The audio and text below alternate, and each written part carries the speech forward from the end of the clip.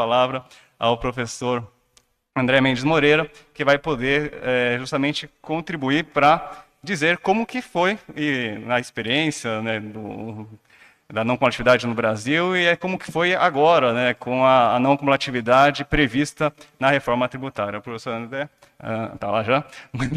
A palavra é sua. Muito obrigado. Boa tarde a todas e todos. Quero inicialmente registrar a minha elevada satisfação em estar neste grandioso evento do IBDT e, na oportunidade, saudar, né, seu presidente, seus diretores, professor Luiz Eduardo Choeire, professor Fernando Zilvetti, professor Zé Maria Arruda, doutor Ricardo Maria de Oliveira, e cumprimentar a todas e todos neste auditório, na pessoa do professor titular Humberto Ávila. Quero também saudar meus colegas de mesa, doutor Caio Tacano, doutora Flávia Romano, meus caríssimos Thaís e Hugo. Quando se fala sobre reforma tributária, fala-se sobre o encontro do Congresso Nacional para deliberar em matéria tributária. O que nos faz sempre lembrar a máxima de que, embora a morte e o tributo sejam inevitáveis, há uma diferença fundamental entre ambos. É que a morte não piora a cada votação do Congresso Nacional. Desse modo, com esse alerta prefacial, é que precisamos abordar a temática da reforma tributária do consumo. Um dado me parece de relevo. A Emenda Constitucional 132 e a Lei Complementar 214 possuem a mesma extensão do Novo Testamento. Cada qual tem em torno de 130 mil palavras.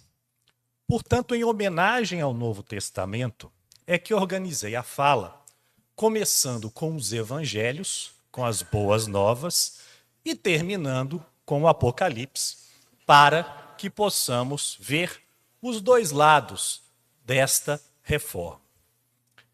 Relativamente às boas novas que a reforma nos traz, relativamente à não cumulatividade, vou me debruçar sobre 3 pontos.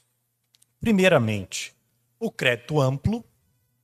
Em segundo lugar, o direito ao crédito, inclusive nas saídas com alíquota zero. E, em terceiro lugar, uma solução, ao menos por escrito, para a problemática dos créditos acumulados. Por fim, a má notícia, a de que a exigência de que o adquirente não tenha se creditado do imposto para permitir ao vendedor questionar o pagamento indevido, torna impraticável a restituição do IBS e da CBS, que será cobrada manu militari por meio do split payment. Dito isso, comecemos com as boas novas. Temos hoje na emenda e na lei complementar uma não cumulatividade única no mundo. Enquanto nos demais sistemas tributários o direito ao crédito segue uma regra geral que deve ser especificada no caso concreto, que diz mais ou menos o seguinte: o adquirente faz jus ao crédito de tudo aquilo que compra para viabilizar a sua atividade empresarial. Essa é a regra geral. Evidentemente, por ser uma regra geral, a sua aplicação no caso concreto gera dissensões. Aliás, no Brasil de hoje, temos um exemplo concreto disso em matéria de ICMS, no qual a lei complementar prevê o crédito sobre tudo que não seja alheio à atividade comercial e, na prática, nós temos uma decisão do Supremo Tribunal Federal restritiva do crédito. Então, sendo essa a regra no mundo inteiro, sabemos que, quando se confere um direito genérico, no momento da sua especificação, ele pode ser restringido, como foi no Brasil.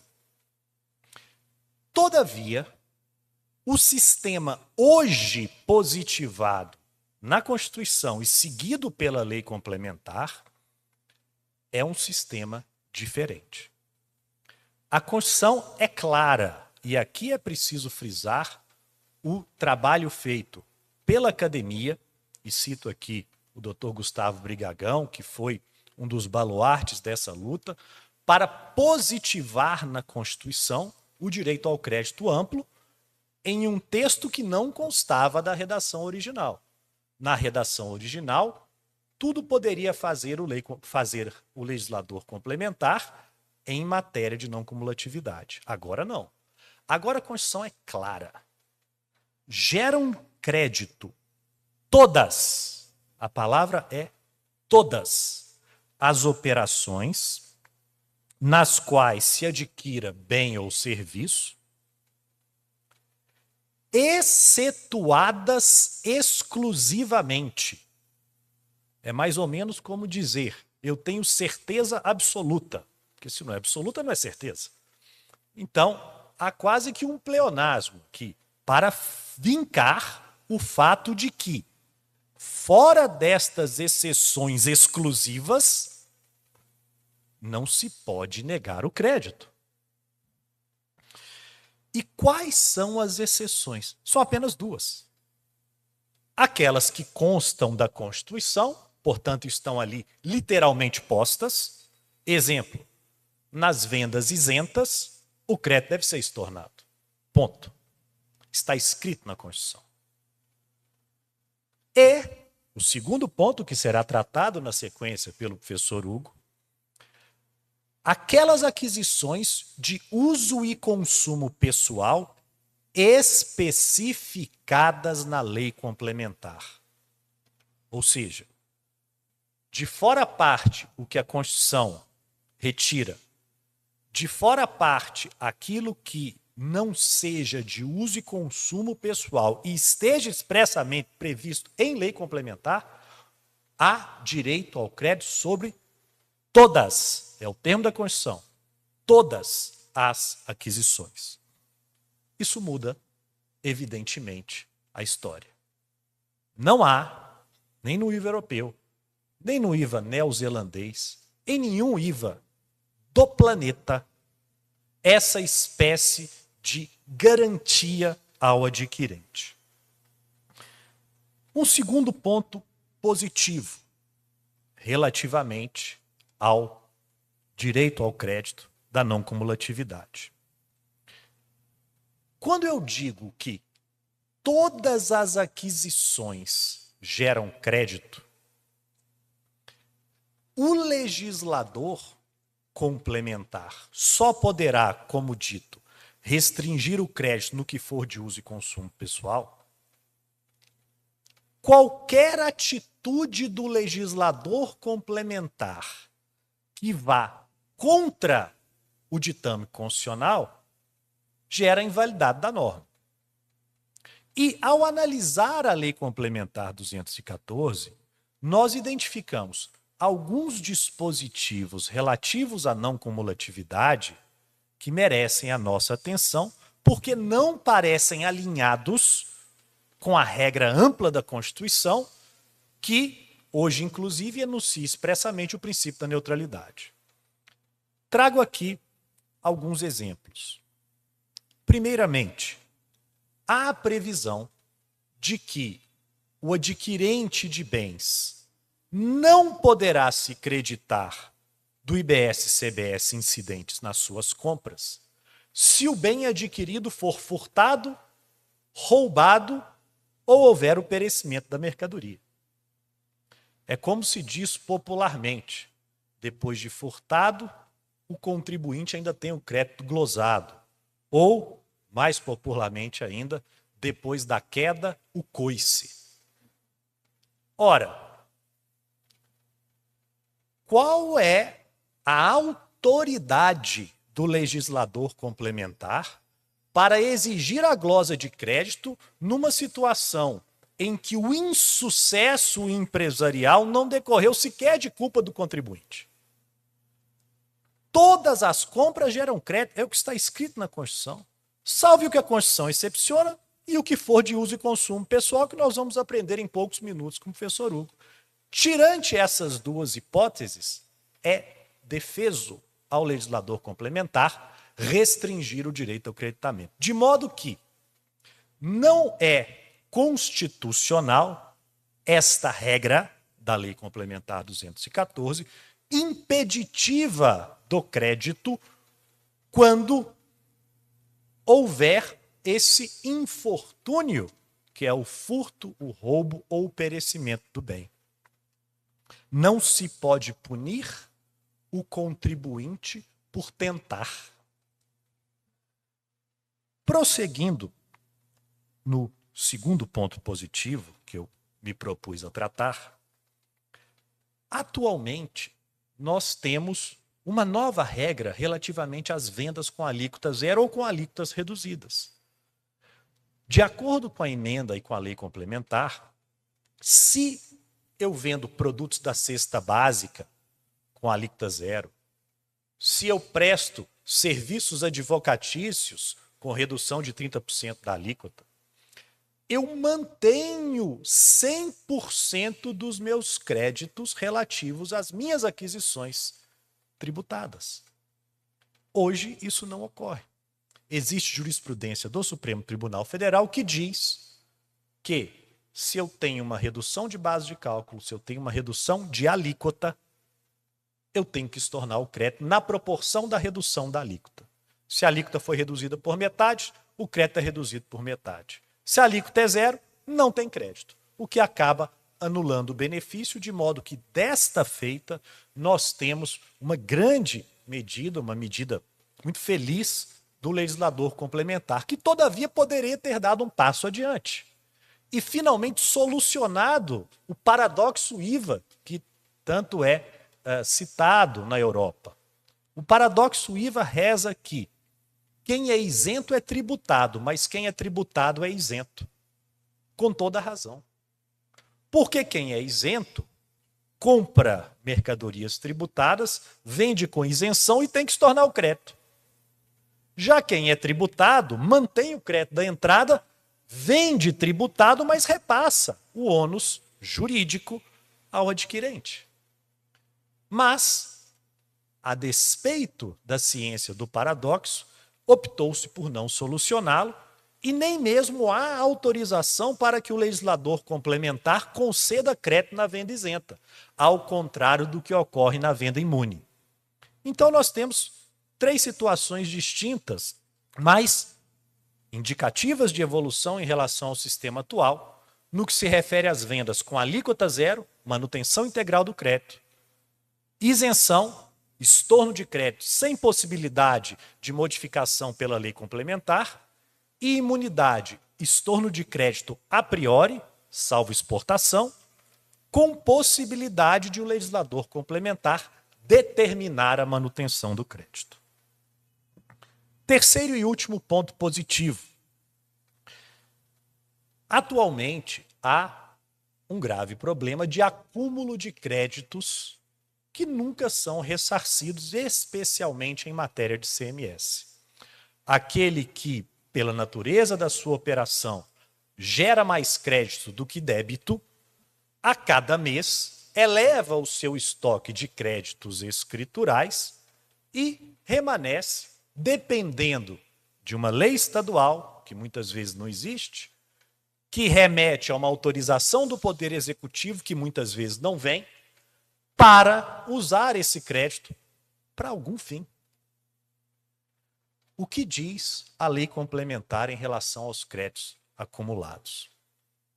Na pior das hipóteses, apresentado um pedido de restituição em dinheiro dos créditos acumulados de IBS e CBS, o contribuinte esperará 6 meses.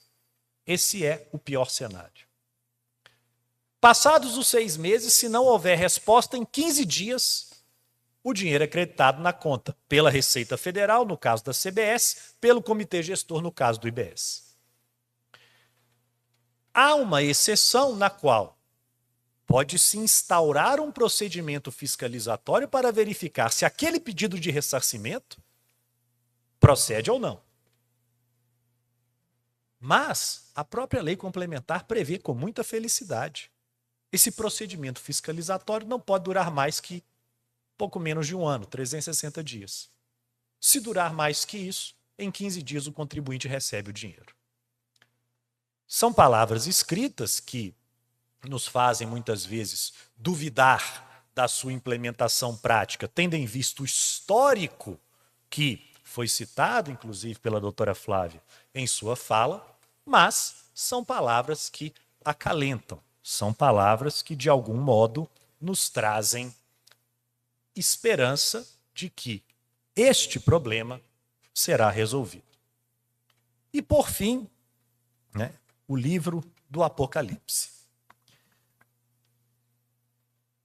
O imposto, a partir de determinado momento, somente vai gerar crédito se foi pago na etapa anterior.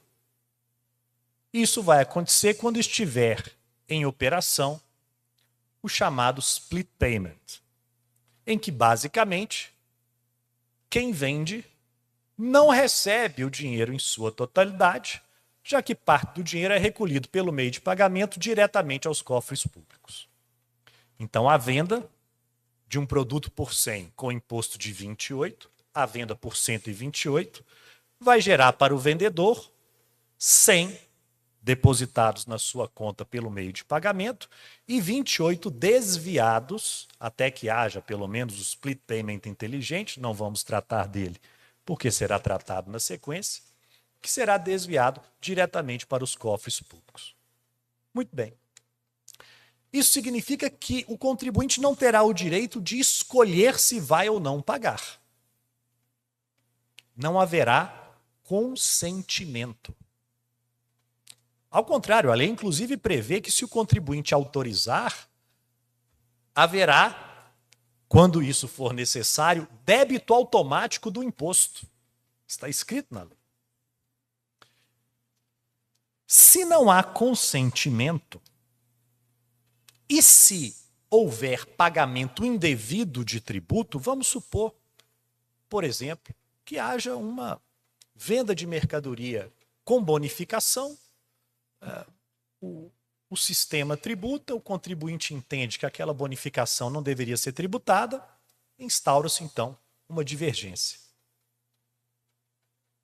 Se já houve o pagamento via split payment, o imposto já foi pago e o comprador já acreditou, porque quem compra acredita, salvo se for para consumo final, será impossível. Não é que será difícil, será juridicamente impossível, pela regra da lei complementar, pedir a restituição do imposto. Por quê?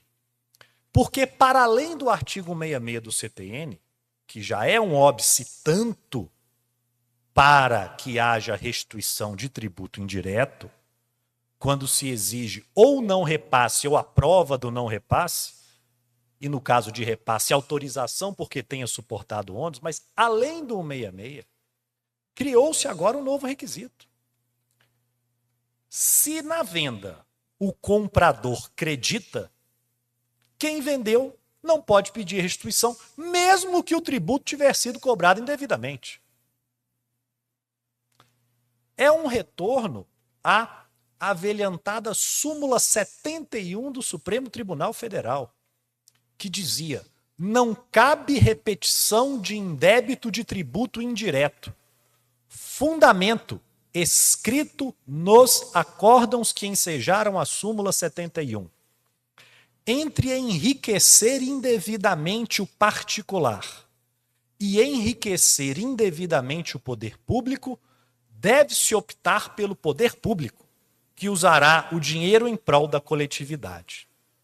E com esta fala, que não é minha, mas de um antigo Supremo, eu trago uma outra frase para fechar dentro do tempo. Diz a sabedoria popular que sempre é mais sábia. Ao cobrar impostos e tosar ovelhas, é inteligente parar quando se acaba o pelo. Muito obrigado, boa tarde a todos.